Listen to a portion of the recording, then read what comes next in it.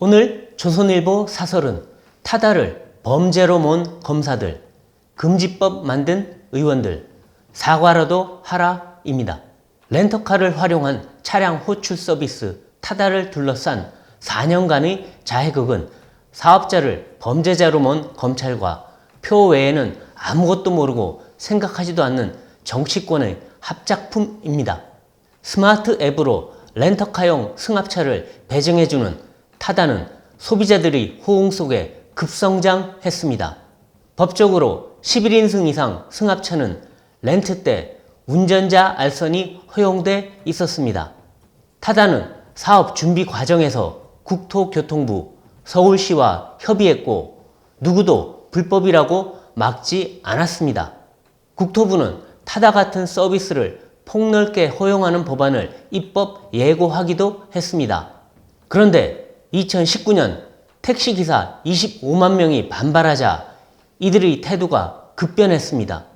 타다는 수백 표인데 택시 쪽은 수십만 표였습니다. 택시업계가 타다를 고발하자 검찰은 불법 콜택시 서비스라며 이재용 전 대표 등을 기소했습니다.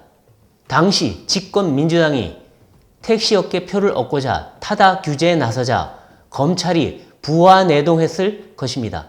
당국과 협의를 다 거쳐 시작한 신사업을 기존 업계가 반발한다고 범죄자로 모는 게 말이 되나요? 검찰은 누구나 범죄자로 만들 수 있다고 생각하는 건가요? 더욱 놀라운 것은 타다가 1, 2심에서 무죄를 받자 검찰이 불복해 대법원까지 사건을 끌고 간 것입니다. 검사가 권력을 이용해 죄 없는 사람을 끝까지 괴롭힌 것이라고 볼 수밖에 없습니다. 타다는 재판이 진행되는 4년 사이 사업을 접었습니다. 그런데도 혁신기업을 죽인 검찰은 유감 표명 한 번 없습니다. 당시 수사 라인은 서울중앙지검 배성범 지검장과 신자용 1차장, 김태훈 형사 5부장이었습니다. 최소한 이들이라도 사과해야 도리입니다. 민주당은 박홍근 의원 등이 주도해 타다 금지법을 발의했습니다.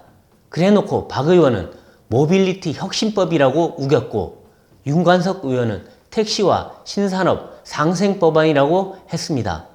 국토부는 민주당이 밀어붙이자 돌연 타다 금지법 찬성으로 돌아섰습니다.